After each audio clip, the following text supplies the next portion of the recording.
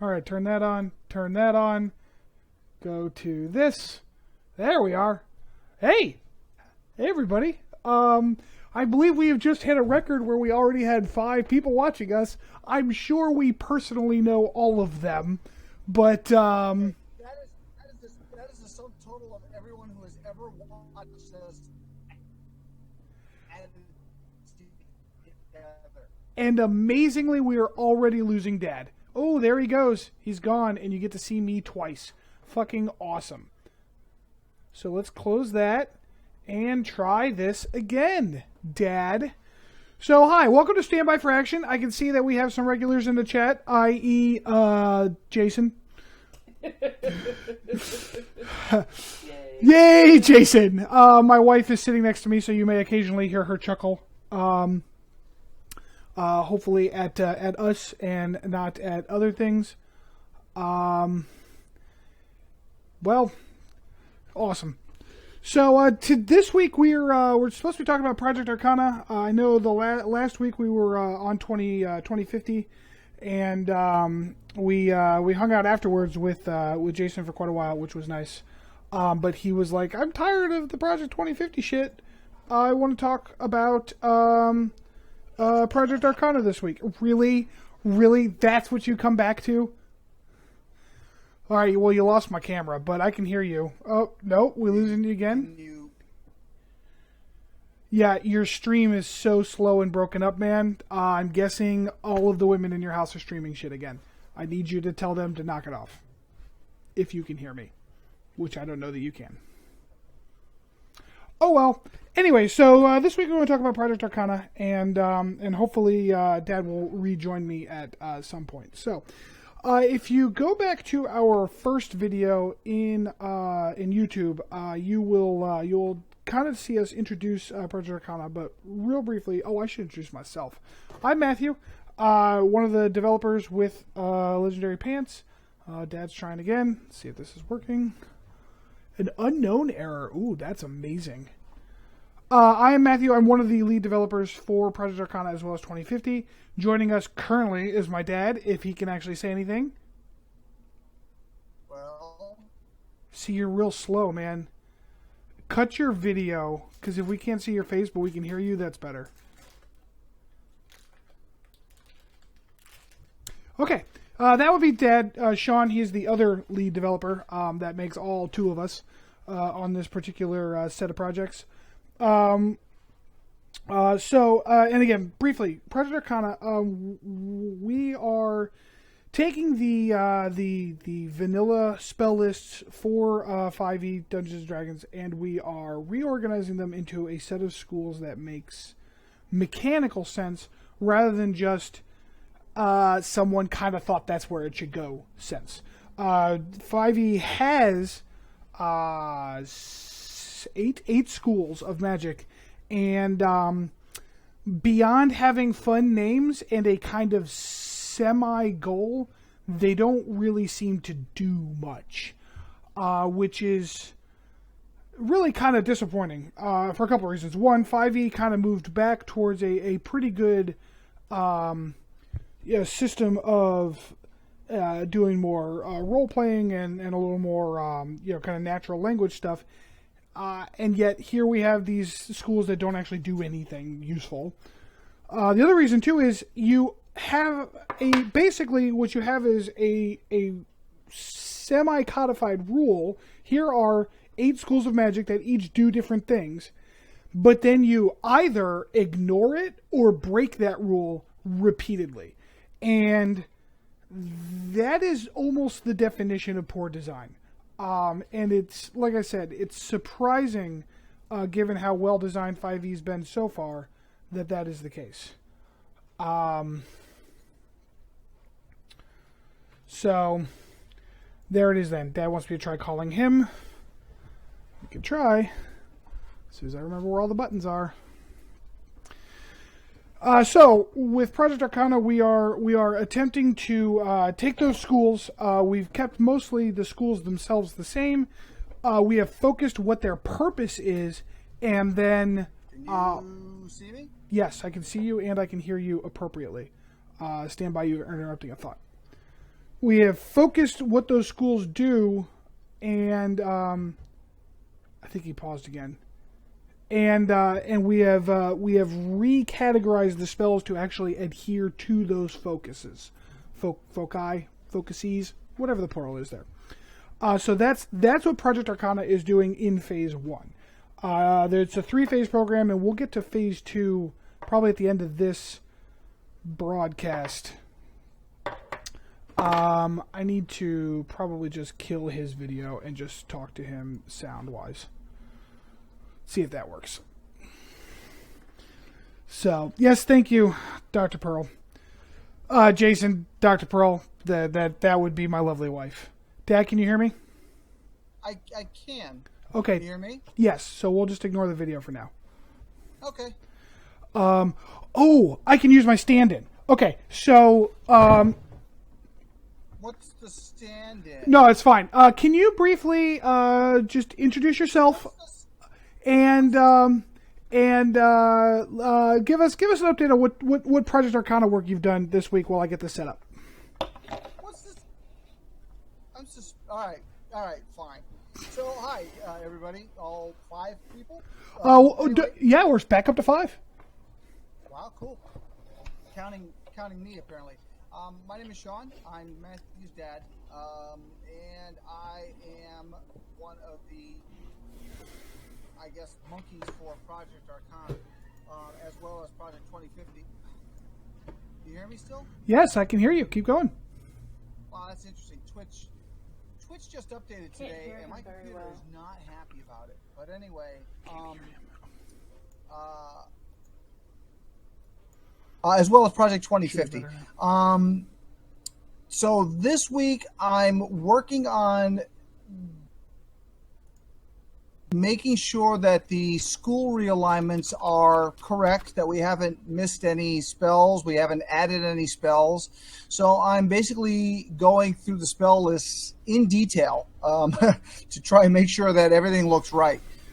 So that involves one by one looking through the spell lists that we've built and then reading the spell descriptions, making sure that what we were thinking still lines up with where we are, because some of the spell lists were we set up very early in the game, and we may have had a change of heart on some of them.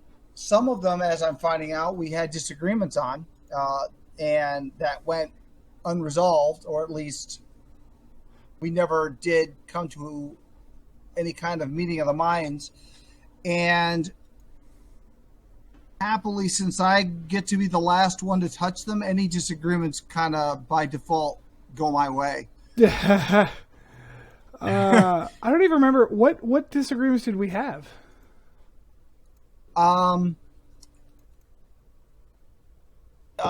have to hang on a second. There's some chat, I think, with them listed. Yeah, sorry about the volume issue there. I was previously streaming a game, and with game volumes, I turned them down. So now that we're streaming the interview, I needed to turn him up. He should be good.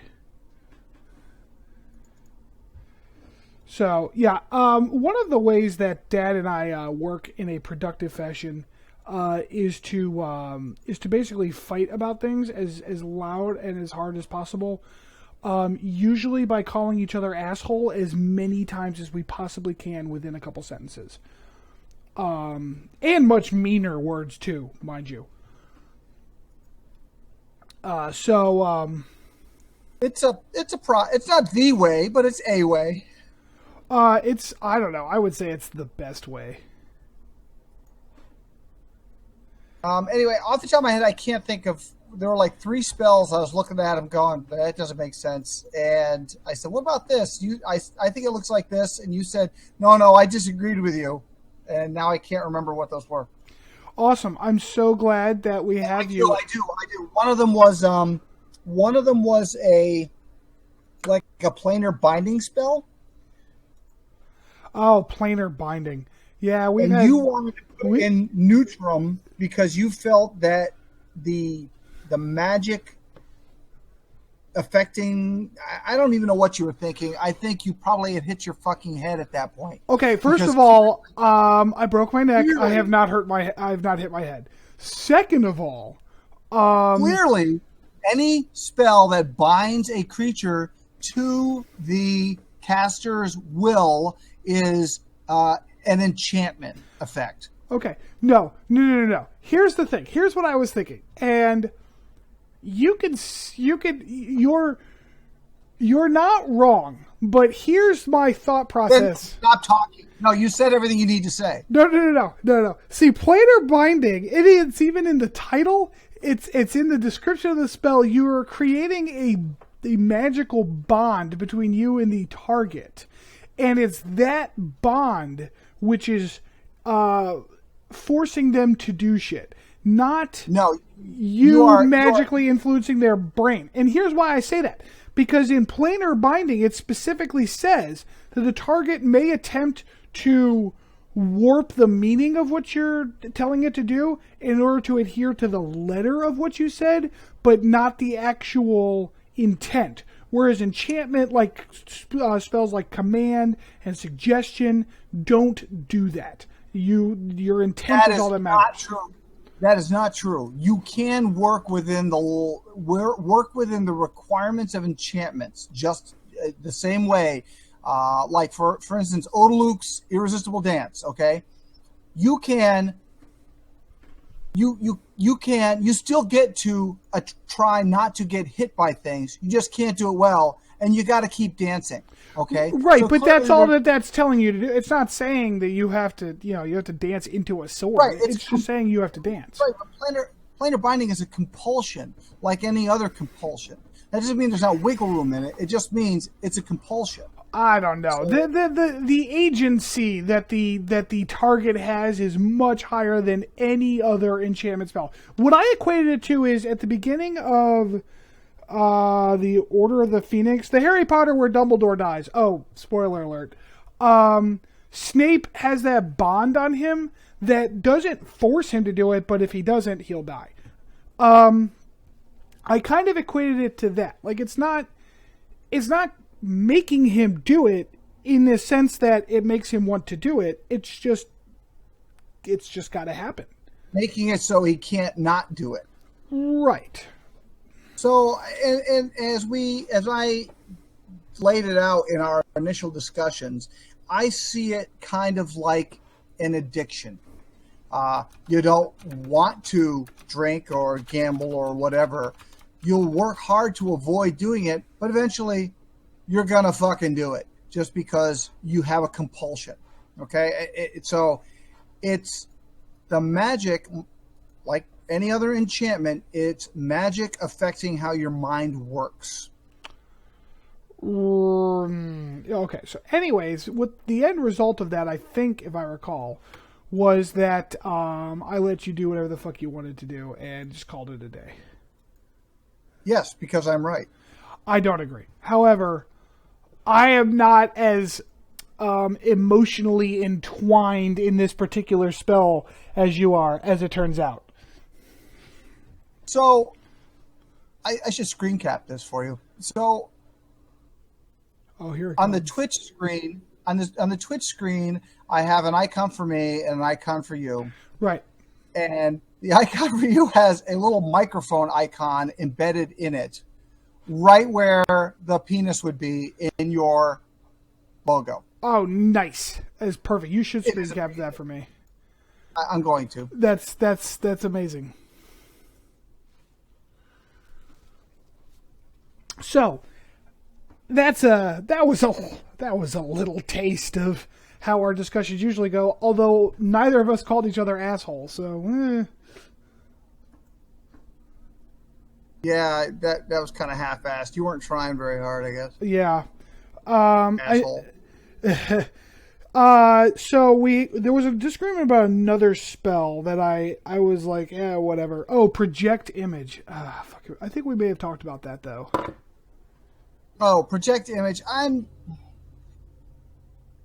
left Project Image in with Divination, primarily because from our perspective, the divination piece is the more important. Being able to see and hear at a distance is probably the more important and probably the more difficult aspect of that spell. However, that being said, if once this goes out to the wild, an individual GM or player or whatever, or DM, decided they wanted to shift that spell, I certainly could not disagree with that. What would you shift it to? Probably into illusion. I mean, that's the other component is illusion. Right. I think so my take on it is this. And this is where we're going to get a little pseudoscientific. I see it as a conjuration, and I know that my father just had several conniptions when I say that. See, did you hear that? Conjuration? What are you conjuring? No, hear me out. Okay, if I make a portal from one point of space to another in order to transport some matter, that is a conjuration, right? Hence, wait, if you make a portal, yes. If you make a portal, that is a conjuration, yes. Right, so that's gate and whatnot. So if I make a portal that's just good enough to project the light I'm emitting and to receive the sound and light from the other side, would that still be a conjuration? Oh, fuck. Yeah, see? That's where you got to use your kidneys, man.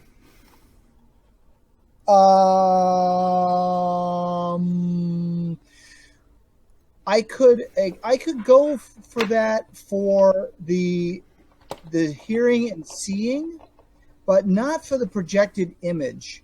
Why? It's just me. The audio, because that's not how light works. Well, no, I mean you give it a little more. Like how many times did it's like a Star Trek hologram? And there goes the other brain cell conniption that Dad's going to have. Started on the holograms. God damn it! Oh, please get started on the holograms. Everyone wants to know. The fucking holodeck, the dumbest thing ever. Oh my God! Yeah. You have your problem with the holodeck is amazing. Like you're just so. My problem with the holodeck is it's stupid. Let me say this too. Like, Dad is an old school geek, so he watched the original Star Trek when it was like on TV, right? Oh, I watched the shit out of that. No, not on TV. I started catching it in reruns. Okay, and so. However, I have been watching it since I was probably 8 or 9 years old.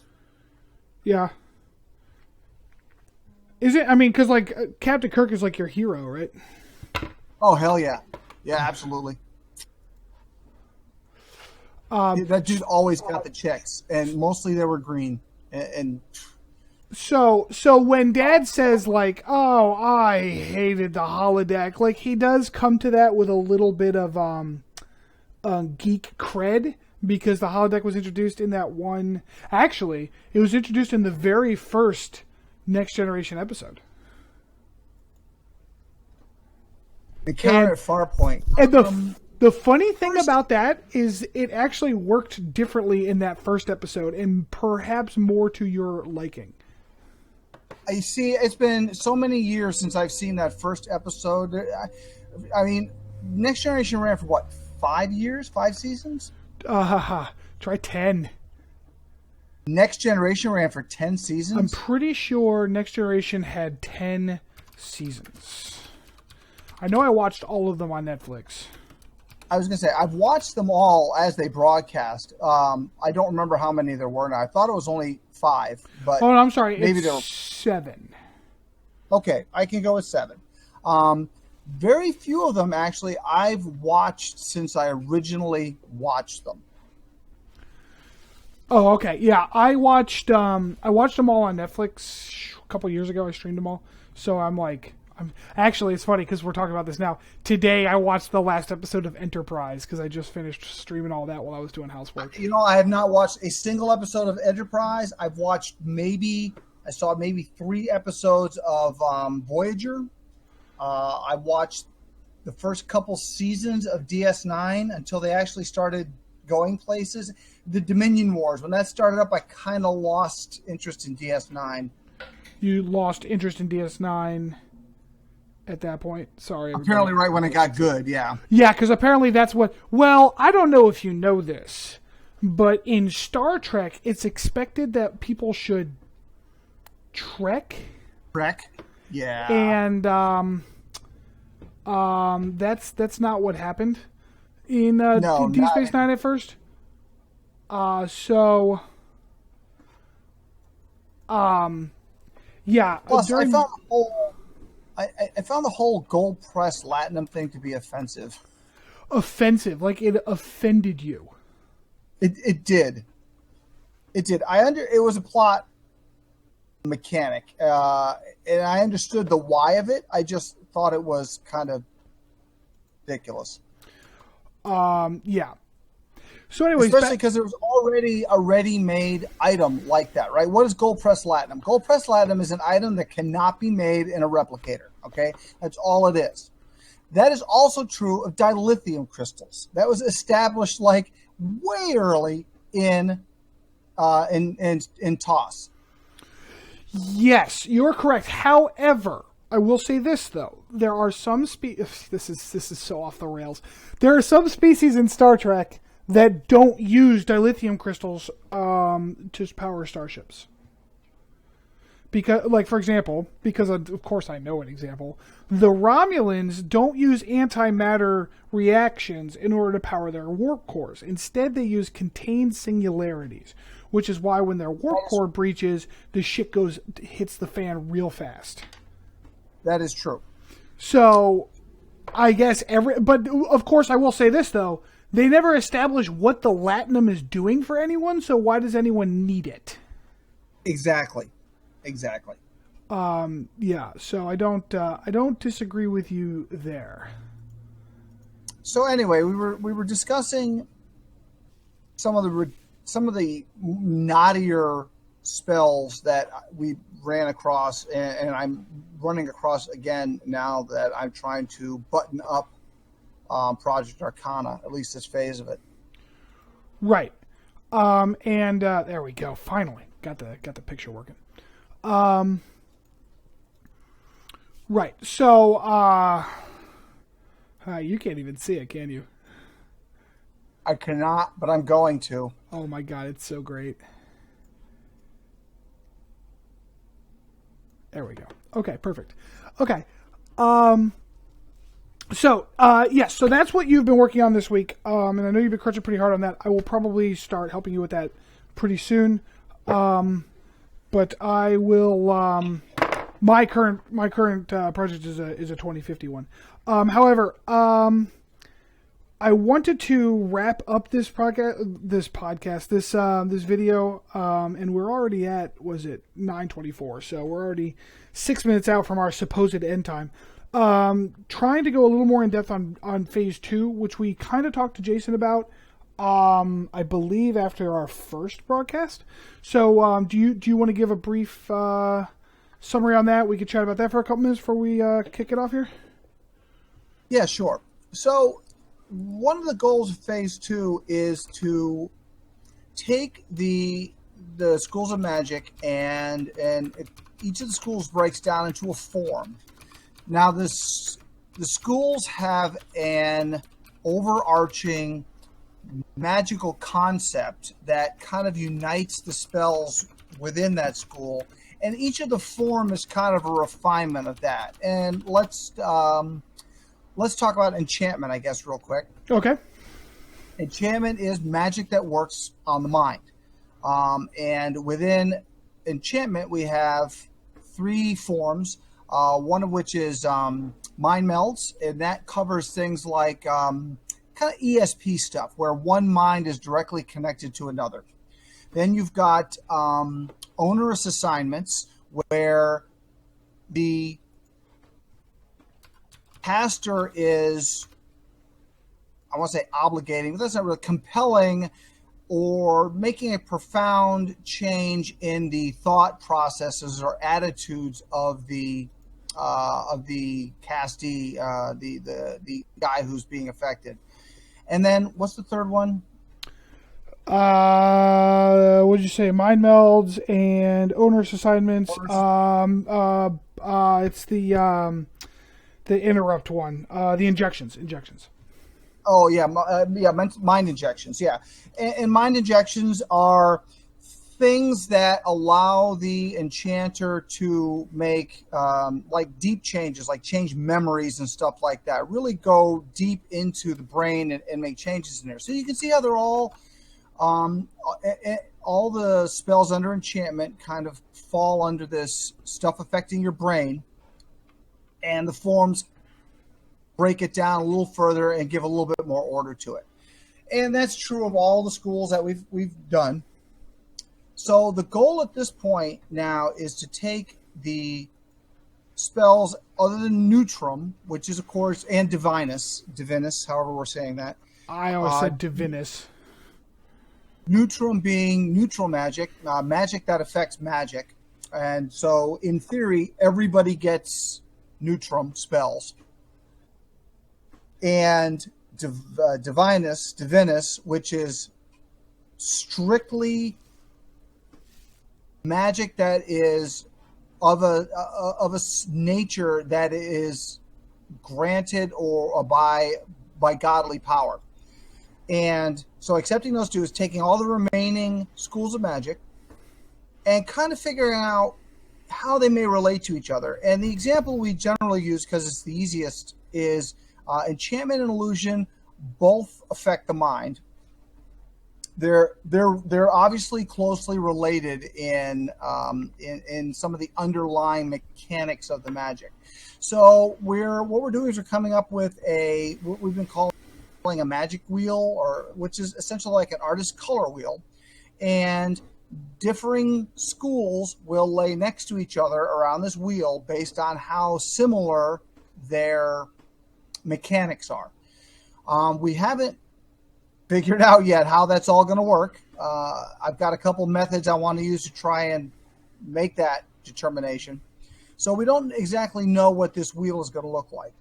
But what the wheel will let us do, much like an artist's color wheel, is to come up with complementary and coordinating and contrasting types of magic, so that a caster who specializes or is of one school may have insights or the ability to learn spells from closely related schools. Or you could come up with a caster who would have the ability to do spells from schools that are on opposite sides of the wheel, or a third of the way across the wheel, or so on and so forth. And again, the idea is to give. So obviously, I know everybody knows this, but the list of spells per caster is fixed, and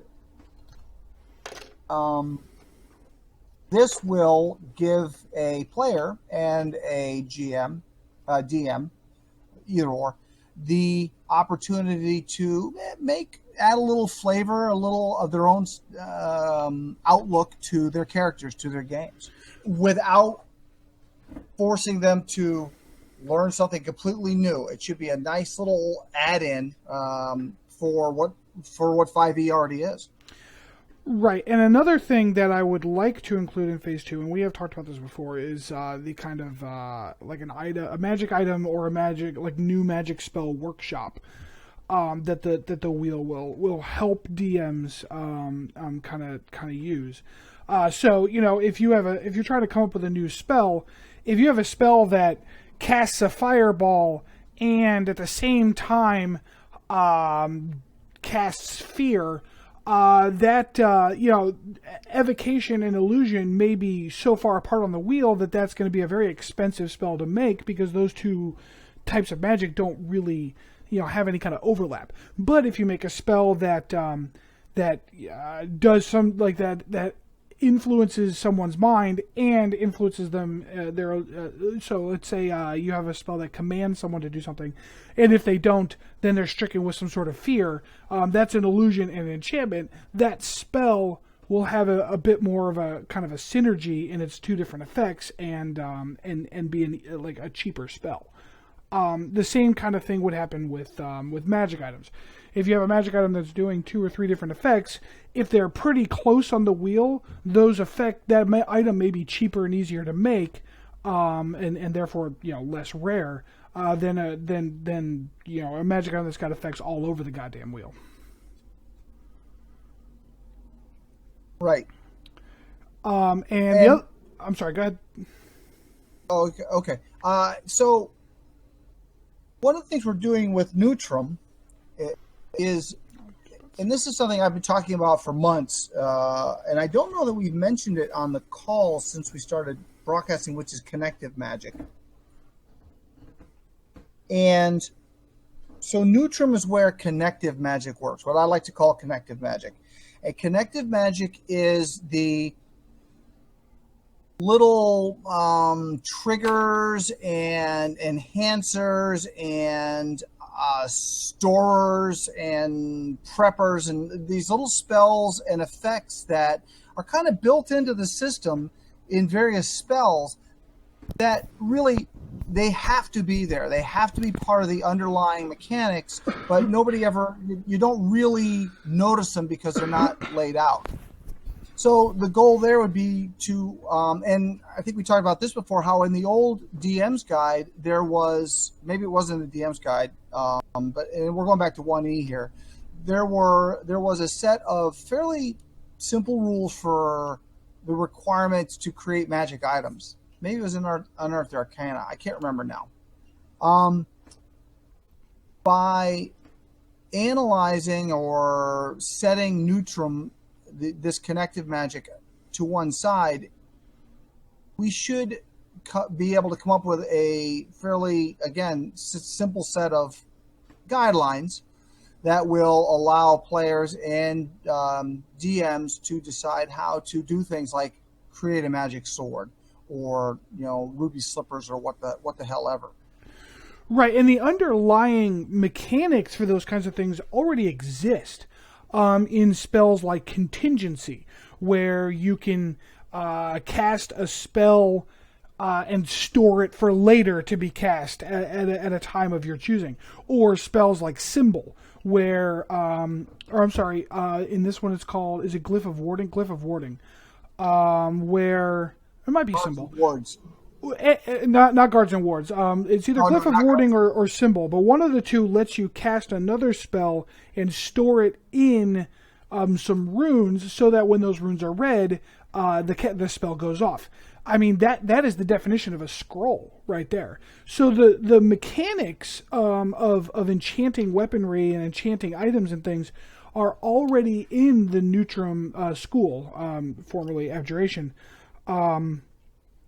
So it's not a big stretch to say, well, shit, we've got these tools, let's make a birdhouse out of them. Right. And all we're doing in this case is we're kind of picking apart the tool from the from the effect. Right. So that's kind of our vision for phase 2 of Project Arcana, will be to provide that toolbox using the vanilla spell effects reorganized into these schools. So I wrote a little update today, but basically we're going to try to have all of the content for phase 1 done this week. I'm hoping to have the PDF ready to go for phase 1 next week. That'll of course be completely free. It's going to be OGL, and not only are you all allowed to do whatever you want with it, I hope you'll do whatever you want with it, and then let us know how it goes. Once it's finally up, we'll probably launch our quote unquote store in order to distribute that stuff easily to our public, who is, I'm sure, waiting with bated breath. At this point, I believe that's just Aaron and Jason. and and once it's out there, we really hope that people take it and hammer at it. I mean, just break it. Come back to us with it. So that's our timeline on Arcana. Do you have anything else to add there, Dad? I was going to say, I mean, if all we're talking about at this point is phase 2, then yeah, that covers phase 2. Right, and yeah, we'll talk about phase 3 in a future episode. Installment, yes. All right. Oh, installment. That's a good word. My hope is that by next week we'll have a little bit better of a focus for these broadcasts, because frankly at this point I'm running out of things to talk about off the seat of my pants. So we'll try to come up with like an actual topic. Maybe we'll even like have today's topic written somewhere on the screen. That's going to do it for this main segment of the video. I know Jason's going to hop into to voice chat and hang out for a little bit. We'll talk for a little bit about whatever the hell we come up with. If anyone out there in Twitch land has any questions, feel free to throw them into Twitch chat or come on into our Discord. I'll put a link in the Twitch chat again for that. And we'll do that. We'll do that up. We are Legendary Pants. You can find us at legendarypants.net. On YouTube at Legendary Pants. Facebook, Legendary Pants. Twitter, Legendary_Pants. And, of course, Twitch at Legendary_Pants. Because on a couple of platforms, people beat us to it. So we had to go with the old 90s underscore technique. If you got any comments for us, like what we're doing, hate what we're doing, just want to tell us to have a shitty day, no problem. You can actually email me directly at contact@legendarypants.net. That's CONTACT at legendarypants.net. And you can hit us up with any kind of questions or comments or feedback at all. We also, of course, check our Facebook messages, comments on the site. Anywhere that you find us, you can talk to us. Any parting words there, Dad? No. Yeah, thanks for listening, and hopefully it'll turn out to be worth everybody's while. I don't know about these particular videos, but hopefully our actual products will be, yeah. So, okay, that'll do us for the main part of the stream. Thanks a lot, everybody. Have a good night.